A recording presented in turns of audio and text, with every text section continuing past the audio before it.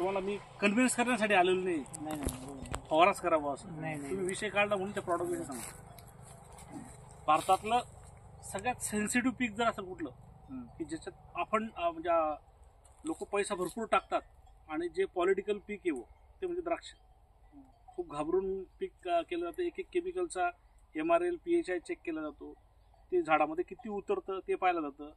हे असं पान तोडून याचं पेटीवर भरून ठरवलं जातं याच्यामध्ये किती कंटेंट आलेलं आहे. एवढं बारकाईने द्राक्ष पाहतात. मी आता बदली होऊन त्याच एरियातून आलेलो आहे.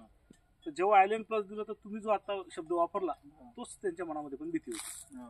तर ती भीती घेऊन गव्हर्नमेंटवाले आले आमच्यापर्यंत आणि MRDBS म्हणजे द्राक्ष बागायतदार संघ याचे पण शास्त्रज्ञ आले आणि अधिकारी आले.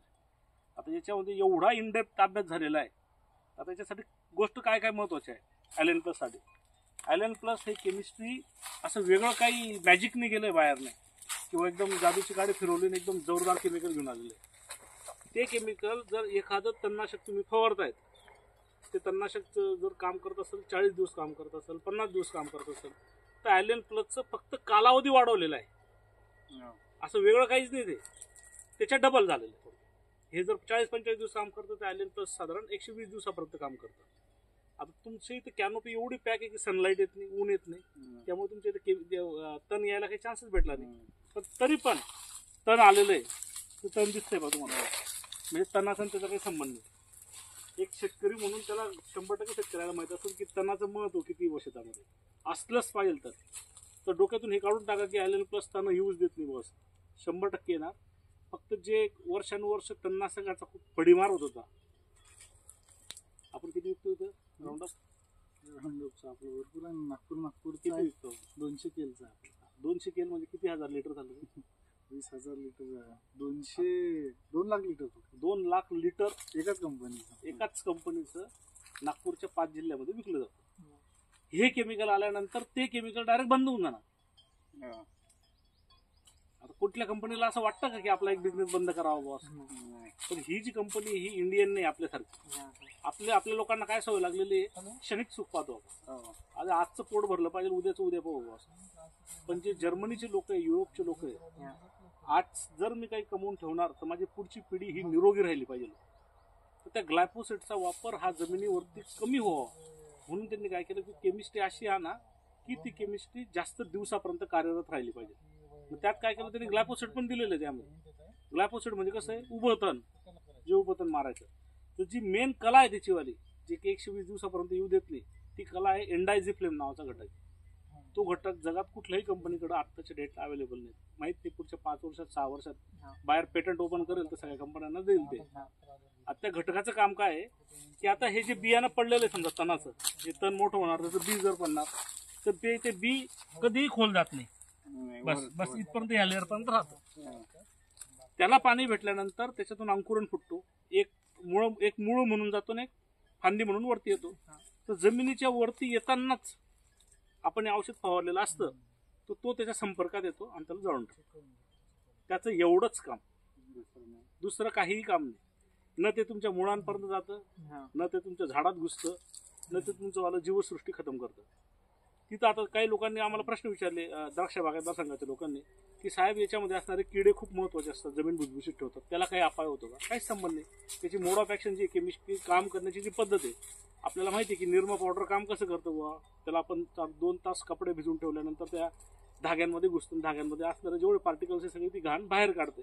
तशाच पद्धतीने हा जमिनीवरती तयार झाल्यानंतर एक लेअर तयार करतो आणि तो जेव्हा ते खालून येणारं बी उगून येणार त्याच्या संपर्कात येतं तर त्याला जाळून उद्ध्वस्त करतो त्याला. म्हणजे पुढं ते बी उगत नाही. मग याची ताकद किती दिवसापर्यंत आहे? साधारण 80 दिवसापासून ते 120 दिवसापर्यंत ताकद आहे. त्याच्यानंतर हळूहळू बिया ज्या आहेत त्या उगवायला लागतात. कारण की ह्या झाडाचं इथं गवत उगलेलं आहे म्हणजे ह्या झाडाचंच बी इथं पडेल असं नाही. काही वाऱ्याने येतं काही कीटकाने येतं काही आपल्या अंगाला लागून येतं आपल्याला दिसत नाही. तर ते बी पडतं आणि ते बी उगतं. तर त्याचा काही संबंध नाही किंवा ते तुमचं तण नाहीसं करेल. आता राहिला प्रश्न पुढचा. आता साहजिक आहे त्याच्यामध्ये आपण राऊंडअप नावाचा घटक आहे. तर आता तुमचं झाड मोठं आहे जवळजवळ 12-13 वर्षाचं झाड असेल ते जास्त. हां तर याच्यावरती जेव्हा आपण छाटणी करतो पाणी देतो पाणी दिल्यानंतर फूट येते समजा काही ठिकाणी बारीक बारीक फूट फुटते. राऊंडअपचं काम काय जेवढेही बाजारातले राऊंडअप सारखे घटक असलेले ग्लायफोसेट असलेले घटक आहे ते हिरव्या पानावरती पडलं तरच काम करते. मातीवर पडलं तर ते माती, हिरव्या पानावरती पडलं तर काम करते. मग आता याच्यातला जो घटक आहे ग्लायफोसेट, तर तो झाडाला अपाय केव्हा करणार, तेव्हा तो हिरव्या गोष्टीवरती पडेल त्यावेळेस. मग तुम्ही तुमच्या बुंद्यावर फवारून घ्या, काही अडचण नाही त्याच्यावरती. पण त्याच्यावरती फूट नसायला पाहिजे, ती फूट काढून घेतली गेली पाहिजे. मग आता हा बुंदा जवळजवळ तुमचा 14 वर्षाचा आहे. याच्या काडीवरती कुठं तुम्हाला हरितद्रव्य दिसतंय? कुठं नाही. तेच तुम्ही तुमचं कुठं जर रोप असेल 2 वर्षाचं 2.5 वर्षाचं रोप असेल तर त्याचा हा साल पहा, या साल्यावरती तुम्हाला हिरवे हिरवे डॉट पाहायला भेटतात. मग आता हा जो ग्लायफोसेट आहे हिरव्या पानावरती पडल्यानंतर कार्यक्रम करतो, तसं त्या डॉटवरती पडल्यानंतर 100% झाडावरती अपाय होणार. मग त्यासाठी आम्ही काय सांगतो की 3 वर्षाच्या आतील बागेमध्ये हे द्यायचं नाही. आम्ही आधी क्लिअर करतो. 3 वर्षाच्या पुढे कुठल्याही बागेमध्ये बिनधास्त टाका, कुठलाही अपाय नाही, कुठली गळ वगैरे सगळं धारणा आहेत त्या. हे बीटी कॉटन जे लावलेले आहे, तुम्ही येताना लावलं, मी कपाशीमध्ये जवळजवळ 9 वर्ष काम केलेलं आहे रिसर्च म्हणून. 2002 मध्ये जेव्हा बीटी आली तेव्हा किती विरोध, किती संघटना, भूक हलचाल. कारण की 1000 ते 1,500 कोटीचा बिझनेस आपण, तुम्ही आता आमच्यापेक्षा वयाने मोठे, कॅना आणून आणून तुम्ही बोंडाळीची औषधं फवारली असतील, टोपल्यामध्ये बोंड वेचून वेचून बाहेर फेकले असेल तुम्ही. तर त्या एका तंत्रज्ञानने कॅनांनी आणून औषध जी फवारत होती, इंडस्ट्री बंद झाली 1-1.5 करोडची. आता ते एवढे मोठे बनिया बसलेले, त्यांना ते बंद होऊ द्यायचं होतं का? मग काही निगेटिव्हिटी फैलवायची. असं झालं. सेम हे जे तंत्रज्ञान आलेलं आहे इंडायझिफ्लेम, हे आल्यानंतर कुठल्याही गोष्टीच्या चांगल्यापेक्षा वाईट गोष्टी लवकर ऐकायला भेटतात. आज न उद्या लोकांना लक्षात आल्यानंतर ते तुम्ही आम्ही वापरणारच आहे. फक्त तुम्ही स्वतःने वापरणार, शेजारच्याने पाहिल्यानंतर मग तुम्ही वापराल, एवढाच फरक पडणार, दुसरा फरक पडणार नाही. तर 3 वर्षाच्या पुढचं झाड 1000 ml चा डोस, कुठल्याही प्रकारचं झाडावरती ताण नाही, बनवलेलं ते तणांसाठी, आणि तण उगणार, फक्त कालावधी वाढवलेला आहे, बाकी दुसरा काही गोष्ट नाही. एका ड्रमला 200 लिटरला किती वापरावं? साधारण माझा तरी सल्ला आहे किंवा 250 लिटर पाणी फवारलं गेलं पाहिजे. चांगली लेअर तयार झाल्यानंतर 200 ते 250 लिटर, त्याला 1000 मिली बिंदास वापरायचं. पण झाड 3 वर्षाच्या पुढचंच बाग पाहिजे. तुमचं एका ड्रम मध्ये 1.5 एकर रान झालं तर बरं आहे. हा, 1.5 एकर साठी तुम्ही समजा साईडसाठी टाकू शकता. आणि एकदाच मेहनत घ्यायची आपल्याला, पुढचं तुम्ही विसरून जा बाकीच्या गोष्टी. 1 एकर रानात तुमची 1 लिटरची बॉटल, त्याच्यासाठी तुमचं 1 ड्रमन वर समजा 50 लिटर पाणी जायला पाहिजे. अजून काही शंका असली तर विचारा, कारण की बाहेरमध्ये त्याचं उत्तर तुम्हाला मीच देऊ शकतो. कारण की एवढे लोकांना भेटलोय मी, एवढ्या सायंटिस्ट लोकांना भेटलोय, त्याच्याविषयी सगळ्यांच्या गोष्टी क्लिअर केलेल्या. आणि जेव्हा एखादं केमिकल येतं, हे केमिकल आलं 5 वर्ष अगोदर चहामध्ये, आसाम वगैरे ज्या भागामध्ये चहा पिकामध्ये तण येतं ना, त्यासाठी लेबल भेटलं. नंतर आम्ही विचार केला की द्राक्ष बागायतदार वर्षातून 4 ते 5 फवारण्या घेतात. साधारण तो फक्त केमिकलचाच खर्च त्यांचा वाला 6-24-2,500 होतो. 4 वेळा फवारण्या करायच्या म्हटलं तर तुमचे 500-500 रुपयाचे 2 माणसं झाले, ते 4,000 रुपये झाले. ते 2400 म्हणजे जवळजवळ 6,500 रुपये लोकांचा खर्च होत होता. एकच फवारणी करा, एकदाच लेबर लावा, वर्षभर तुम्हाला फवारणी करायचं काम नाही. वर्षभर म्हणजे कसं एलिएटचं काम कोणतं आहे? एलिएटचं काम तेही सांगतो. हे क्लिअर झालं दादा? अजून असं मोकळ करू. आज आम्ही चर्चेनच नाही, आम्ही त्याच्यासाठी कसं चाललो. रात्री मग बसतो का नाही गावामध्ये बसते सर, मग असंच डिस्कस होते. मग तू आणि मला माहिती, मी पण त्या ग्राउंड मधून झालेलो आहे, त्यामुळे मला जास्त माहिती. टाकते का यावरती? मग माझी जे हिंमत होत नाही बुवा. मग काही वयोवृद्ध माणसं राहते, तुम्ही काहीतरी नवीन काही काढले कंपन्या, त्याच्या मग धावता असं तसं, मग कन्फ्युजन होते.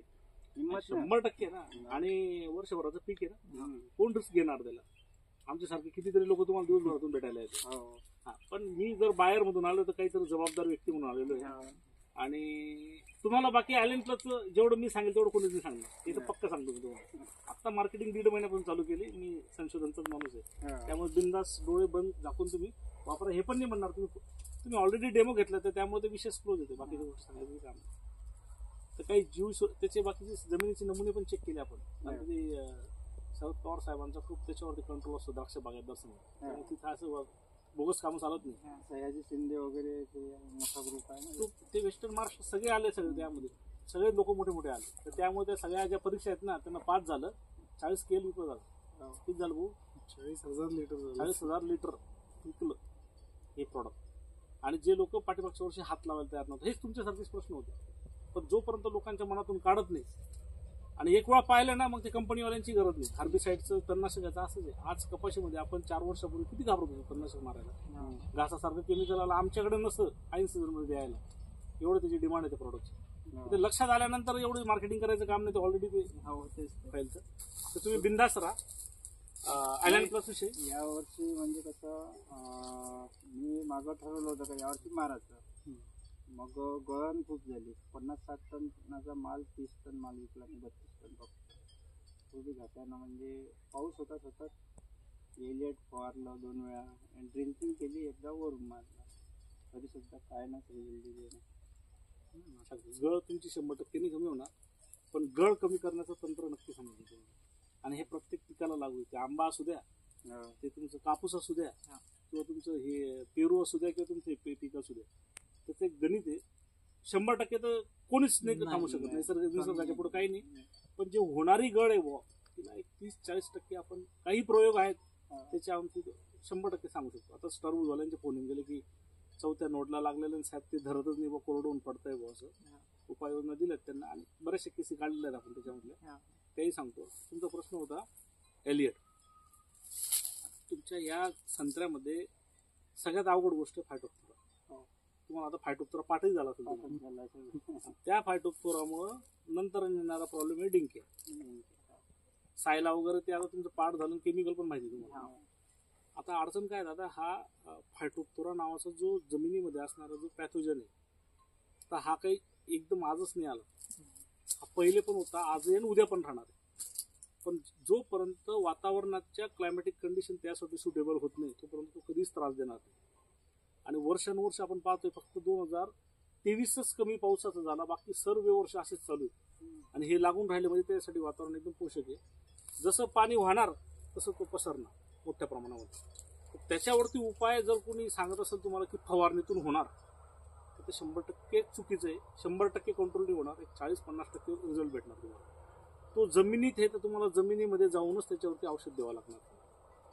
आता बायरमध्ये जवळजवळ बुरशीनाशक विचार केले तर 18 ते 19 प्रकारचे स्टँडर्ड बुरशीनाशक आजही बाजारामध्ये आहे. त्यातलं एकच केमिस्ट्रीच्यावरती काम करते, ती म्हणजे एलिया. त्याच्यामध्ये फोसिटिलिया नावाचा घटक आहे. आता हा फायटोप्थोरा कोणता आहे माहिती आहे का? तूर लावता तुम्ही, तूर उबळायला लागली. 20 लाख एकरची तूर होती महाराष्ट्रामध्ये, ती आता 5 लाख एकर राहिली. कारण शेंगा लागायला लागला का डायरेक्ट. आता तुरेमध्ये जर तुम्ही जर बारकाईने बघितलं असेल तर तुरेमध्ये जी तूर उबळलेली तिला जाऊन पहा तुम्ही. जेव्हा जमिनीकडून तुरीचा आपण खोड पाहतो, तो आपला घोणस साधतो ना, चट्ट्या पट्ट्याचे असे निशाण त्याच्यावरती असतात. आणि कुठेतरी गाठ येऊन अशा फाटलेल्या असतात. त्या सेम इथं पण फाटलेलं दिसतो तुम्हाला. तर त्याच्यावरती येणारा पण जो पॅथोजन आहे तो फायटोप्थोराच आहे.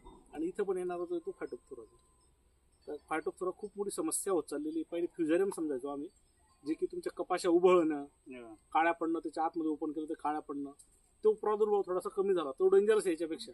पण आता हे जास्त वाढलेलं आहे. तर याला नियंत्रण करण्यासाठी 3 उपाय आपल्याकडे. पहिला, बोर्डो पेस्ट लावणं कंपल्सरी. तुम्हाला बोर्डो पेस्ट लागली गेली पाहिजे. जमिनीची मशागत करत असताना जे ऍक्टिव्ह रूट झोन आहे, आता तुम्ही पाणी कसं मोकळं पाणी देता का कायमच, तर तो फायटोप्थोरा वाढणार म्हणजे वाढणार. पण जमिनीच्या पाणी पण गरजेचं आहे त्याला. पण मग आता त्याचं नियंत्रण पण करायचं आहे आपल्याला. सुरुवात करायची, शेणखत ज्यावेळेस आपण टाकतो तर त्या कुजलेल्या शेणखत ट्रायकोडर्माचा वापर करा. जरी ते माझ्या कंपनीचं नसलं तर ते गरजेचं आहे. आणि ते म्हणजे बुरशीच आहे, ती बुरशीला मारते. आता ट्रायकोडर्मा टाकल्यानंतर किती दिवसांनी एलिएट द्यायचं? किमान 1 महिना एलिएट द्यायचं नाही, किंवा कुठलंही बुरशीनाशक टाकायचं नाही. नाहीतर ते बुरशीनाशक टाकलं तर ट्रायकोडर्माला मारून टाकणार.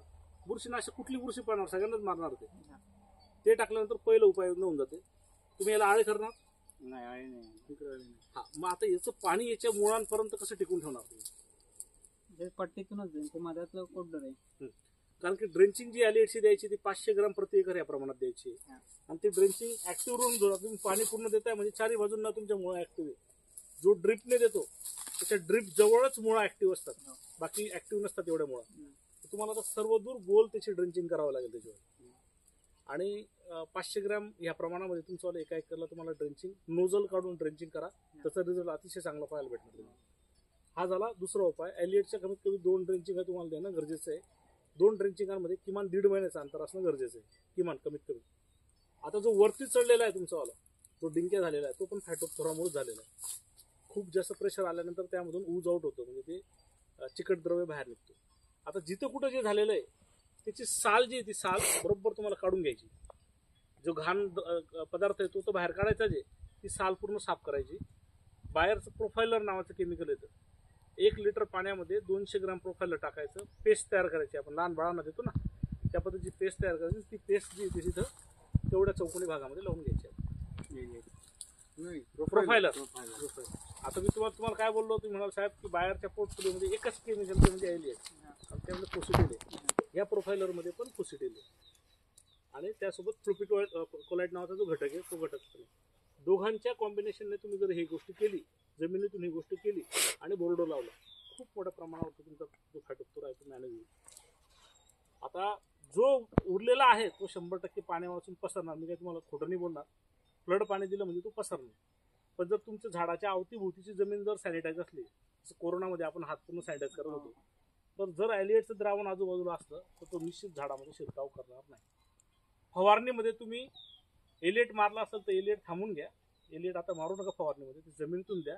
फवारणीमध्ये तुम्ही प्रोफायलर पण घेऊ शकतात गरज पडली तर, अदरवाईज काही आवश्यकता नाही.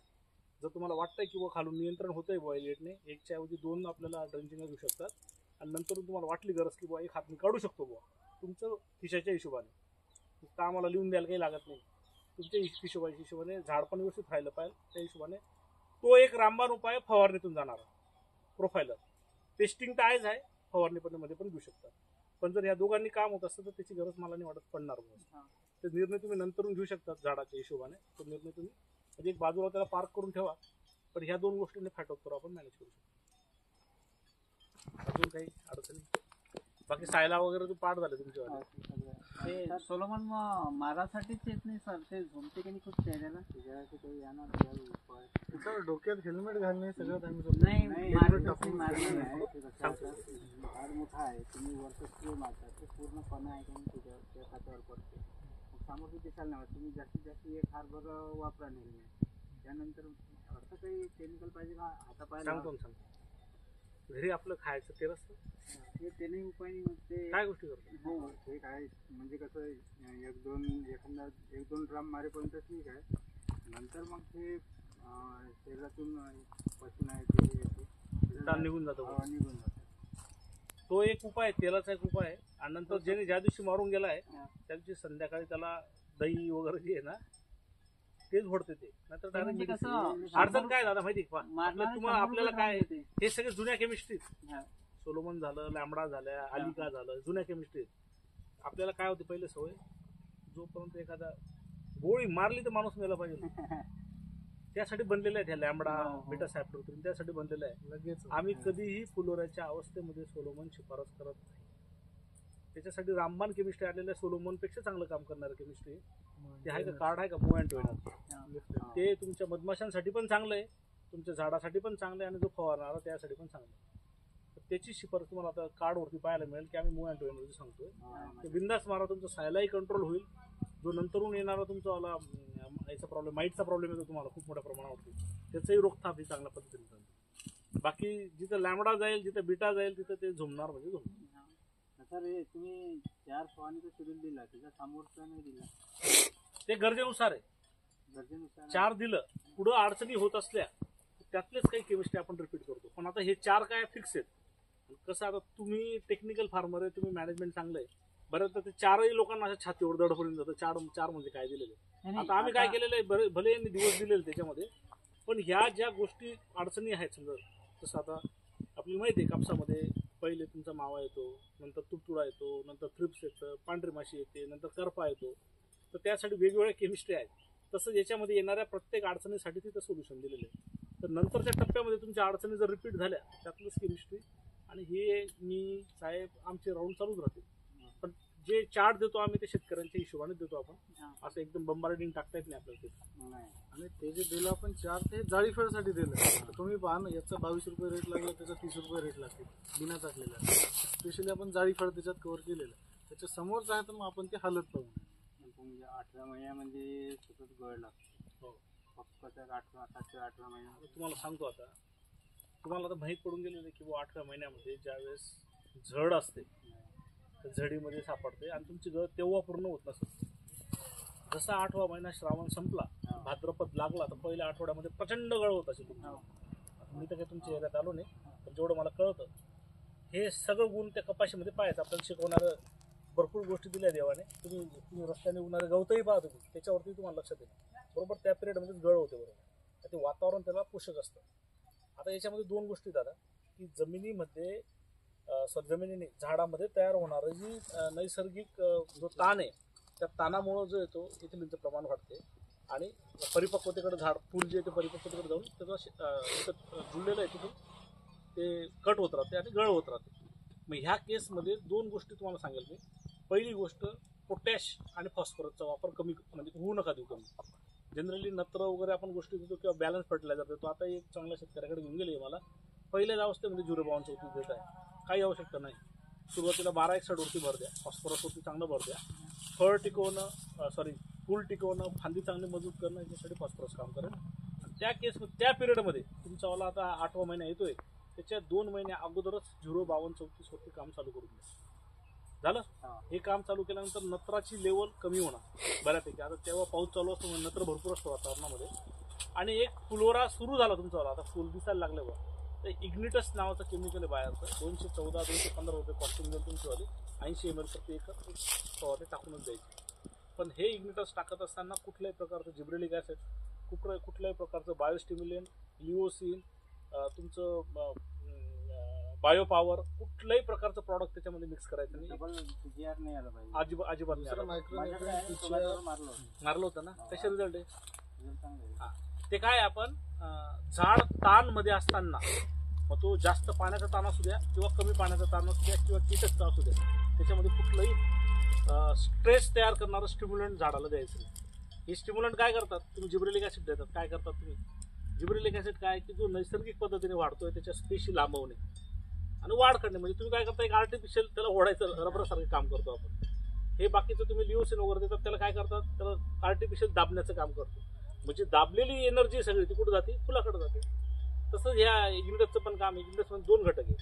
आता हा इग्निटस तुमचा लिओसिन आणि चमत्कार सारखा एक पद्धतीने काम करेल, नत्र क्लोराईड आहे. पण जो सायक्लोडाइन नावाचा घटक आहे तो तुमची ड्रॉपिंग कमी करेल, जो तुम्ही कपाशीमध्ये खूप चांगले त्याचे रिझल्ट पाहायला भेटलेले. पण बशर्ते केव्हा गेलं पाहिजे, ते कळी सुरुवात झाली त्या अवस्थेमध्ये झाडाला कुठलाही ताण नाही पाहिजे. 80 ml प्रति एकर या प्रमाणामध्ये कुठल्याही कीटकनाशक सोबत मिक्स करून तुम्ही फवारणी करू शकता, काही अडचण नाही. वापरला सुंदर कपाशीमध्ये ते इतके जोरदार रिझल्ट. तुम्ही कापूस जर लावत असाल तर 45 ते 50 दिवसाच्या कापसाला मारायचं, मग रिझल्ट पाहतो. नंतर मारून काही उपयोग नाही त्याचा. हो, तुमची ती ड्रॉपिंग जी, ती ड्रॉपिंग 100 म्हणजे पूर्णतः आटोक्यात यायला कोणीच नाही जगामध्ये, कुठलं औषध नाही. तर ती ड्रॉपिंग निश्चित थांबेल जातं. चण्यामध्ये एवढं बहार लागतो, पण घाटे किती तयार होतात, 40% 50%. चण्यामध्ये 12-12, 18-18 क्विंटल पर्यंत उत्पन्न काढलं आम्ही फक्त इग्निटसच्या भरोशावर. आणि ते लोकांना इमॅजिन होत नाही की साहेब इनमिन 200 रुपये खर्च करतो, एवढं उत्पन्न कसं. 80 ml प्रति एकर स्टँडर्ड डोस आहे त्याचा. एका एकरच्या द्रावणमध्ये तयार करायचं आणि त्यावरती फवारायचं. पण ती एक अट आहे बरं का, ताण नाही पाहिजे झाडाला, फक्त तेवढी काळजी घ्यायची. म्हणजे कपाशी सवय, त्याच्यात PGR टाकायचं, बुरशी टाकायचं, एखादं टॉनिक टाकायचं आणि हे टाकायचं, त्याचा फक्त गोंधळ नाही करायचा. बाकी छाटणी आणि क्रॉप कॅनोपी मॅनेजमेंट एकदम छान केलं तुम्ही. एक समान दिसते बरं तिथं आलं ना. इकडे यांचा प्लॉट आणि तिकडे तंबाखू साहेबाचा वडबिऱ्याला, हे 2-3 प्लॉट पाहिले तर यांच्याला फरक. आता तानावर होता त्यामुळे पत्ती गळली नाही. बाकी तुम्हाला काय वाटलं लास्ट इयरचं जे डेमो दिला होता तुमचं? कारण आपण कसं सगळ्यासमोर तुम्हाला मी म्हणलं जे तुम्हाला वाटते ते बोला. नाही, मला राजू खंडेलवालने विचारलं होतं, माझं रिझल्ट चांगलं आहे तेव्हा म्हणजे मी टाकतो स्वतःच्या शेतामध्ये त्यांनी टाकलं यावर्षी. तेच म्हणत आहे, कारण ते आधी पाहत होते बघून आपले डिस्ट्रीब्युटरचं, ते आधी पाहत होते बघून वापरलं त्यांना कसं वाटतं. इथे पाहिलं काही त्यांचे जवळचे काय शेतकरी, त्यांनी यांचा रिझल्ट पाहिल्यानंतर ते आता स्वतःच्या शेतात डोळे झाकून वापरा. ठीक आहे ना. मोसंबी भरपूर वर्षापासून पाहतो मी त्या प्रॉडक्ट. मी नांदेडमध्ये असताना तिथे नांदेडमध्ये बागा वगैरे नाही, प्रॉडक्टला कुठं सेट का. आता प्रत्येक प्रॉडक्ट याच्यासाठी बनलेलं नाही तुमच्यावाला, फक्त बागेतच द्यायचं. ते प्रॉडक्ट विकलं कोणाला असेल हायवेवाल्यांना. डिवायडरच्या मध्ये झाडं लावलेली असतात ना, एक झाड नाही मरू दिलं तण गायब झालं. त्यामुळे ते तर उलट लहान झाड होते, तर व्यवस्थित जर गायडन्स केलं तर व्यवस्थित होतं, काही विषय नाही त्याच्यावर. आणि काय कोणी सांगितलं होतं मला शेतकऱ्यांना राऊंड अप किंवा बाकीचे हार्बिसाइड फवारताना त्यामध्ये युरिया मिक्स करा? कोणत्या कंपनीने सांगितलं होतं? शेतकऱ्याचे प्रयोग आहेत सगळे. 71% युरिया टाकून कपाशीच मारलं. कपाशी एवढ्या जास्त नाही मारलं यावर्षी लोकांना. तर त्यामुळे ते शेतकरी बरोबर त्याचा सेगमेंट बनवतो. 1-2 वर्ष थोडंसं समजायला वेळ लागतो. गोबीवर आपण ते कोणतं कांद्याचं वापरतो गोबी. ऑक्सी मारतात. आपलं 1 स्टार झालं जातं गोबीवरती. आता नवीन केमिस्ट्री येते आपल्याला, तुम्ही बिंदास गोबीवरती फवारा. एप्रिल महिन्यात येऊन जाईल. आणि तेच कांद्याचं पण आहे. कांद्याचं असतं ना. टमाटरचं काय म्हणत होते?